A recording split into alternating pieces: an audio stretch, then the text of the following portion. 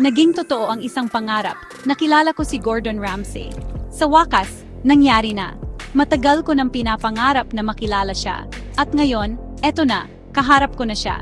Nakita ko mismo ang nag-iisang Gordon Ramsay. Parang hindi ako makapaniwala. Parang panaginip. Ang dami kong gustong itanong sa kanya, pero sa sobrang excitement ko, parang nawala lahat ng mga tanong ko. Nandito siya sa Manila para sa isang espesyal na event. Isang malaking karangalan na maging bahagi ng event na ito. At alam niyo ba? Nakasali ako. Isang MasterChef style na competition. Grabe, di ba? Nakakaloka. Hindi ko akalain na makakasali ako sa ganitong klaseng kompetisyon, lalo na't kasama pa si Gordon Ramsay. Matagal na akong fan ng mga palabas niya. Lahat ng episodes ng Hell's Kitchen, MasterChef at Kitchen Nightmares, napanood ko na. Bilib ako sa passion niya sa pagkain. Yung dedikasyon niya sa bawat dish na ginagawa niya, talagang kahanga-hanga. At sa pagiging prangka niya sa kusina. Hindi siya natatakot magsabi ng totoo, kahit minsan masakit pakinggan.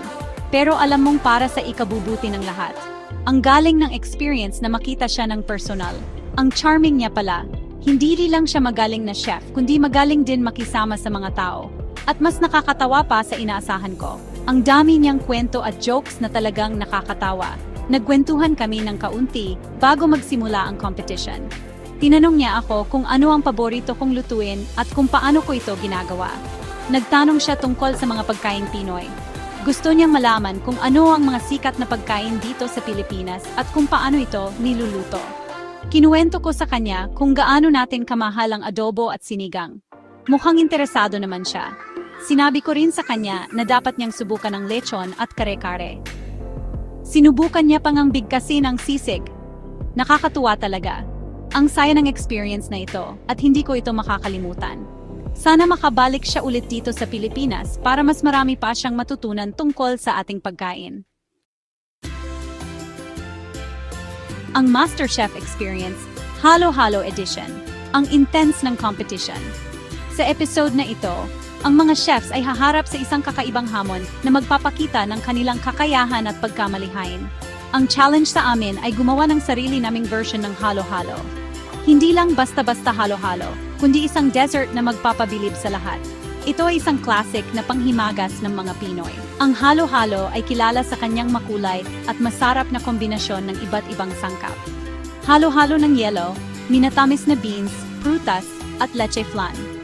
Ang bawat sangkap ay may kanya-kanyang karakter at lasa na nagdadagdag sa kabuuang sarap ng dessert na ito. Ang challenge, gawing mas bongga ang paborito nating panghimagas. Kailangan naming mag-isip ng mga bagong paraan para i-level up ang tradisyonal na halo-halo. Para mapabilib si Chef Ramsay, isang malaking karangalan ang mapansin ng isang world-renowned chef tulad niya. Ang daming pwedeng pagpilian na ingredients. Mula sa mga tradisyonal na sangkap hanggang sa mga modernong twist, lahat ay available. Mula sa iba't ibang klase ng beans tulad ng red beans, mung beans at kidney beans, hanggang sa makukulay na jellies, sariwang prutas at matatamis na syrup. Nakakalula pero exciting. Ang bawat sangkap ay nagbibigay ng kakaibang texture at flavor. Gusto kong gumawa ng kakaiba. Isang halo-halo na hindi pa nila natitikman. Isang halo-halo na magpapakita ng tunay na lasa ng Pilipinas. Isang dessert na magpapakita ng yaman ng ating kultura at tradisyon. Pressure cooker, kaba at excitement. Sobrang pressure talaga. Hindi biro ang magluto sa harap ni Gordon Ramsay. Parang gustong lumabas ng puso ko sa sobrang kaba. Medyo nanginginig pa ang mga kamay ko. Pero determinado akong gawin ang lahat ng aking makakaya. Huminga ako ng malalim at inisip ko na mag-enjoy lang. Kasi naman, once in a lifetime opportunity to. Nag-focus ako sa recipe ko. Maingat kong inilagay ang mga ingredients sa halo-halo ko. Umaasa na makakagawa ako ng kakaibang timpla ng lasa at texture. Section 4, ang sikreto kong sangkap, Black Sesame Polvoron. Gusto kong lagyan ng kakaibang twist ang halo-halo ko. Isang bagay na hindi nila ine-expect. Isang bagay na Pinoy na Pinoy. Doon ko naisip na gumamit ng Black Sesame Polvoron. Ito ay isang klase ng Filipino shortbread. Gawa sa toasted rice flour, asukal at black sesame seeds. Dinurog ko ang polvoron hanggang maging pino. Inisprayed ko ito sa ibabaw ng halo-halo ko. Kumalat ang bango ng black sesame. Sana magustuhan ni Chef Ramsay ang dagdag na lasa at texture. Section 5. Ang hatol. Ano kaya ang sasabihin ni Ramsay sa halo-halo ko? Ito na ang pinakahihintay na sandali. Matapos ang mahabang oras ng paghahanda at pag-ayos, oras na para malaman kung ano ang hatol ni Chef Ramsay. Dumating na ang oras ng katotohanan. Ang bawat segundo ay parang isang oras habang hinihintay ko ang kanyang reaksyon. Lumapit si Chef Ramsay sa station ko. Ang kanyang presensya ay nagbibigay ng kakaibang tensyon at excitement. Kumuha siya ng isang kutsarang halo-halo. Ang bawat galaw niya ay parang slow motion sa aking paningin. Pinigilan ko ang paghinga ko habang ninanamnam niya ang bawat subo. Ang bawat segundo ay parang isang mahabang paghihintay. "This is interesting," sabi niya. Ang kanyang mga mata ay nagbigay ng kakaibang ekspresyon na hindi ko mabasa. Parang huminto ang tibok ng puso ko. Ano kaya ang ibig sabihin ng interesting na yon? Maganda ba yung interesting na yon o hindi? Ang bawat segundo ay parang isang mahabang paghihintay. Nagpatuloy siya, "The black sesame polvoron is a nice touch. It adds a unique flavor and texture." Ang kanyang mga salita ay parang musika sa aking pandinig. Gumaan ang pakiramdam ko. Nagustuhan niya. Ang bawat pag-aalala ay nawala sa isang iglap. Pinuri pa niya ang presentation ko. Ang kanyang mga papuri ay nagbigay sa akin ng bagong lakas at inspirasyon. Sabi niya, vibrant at appetizing daw.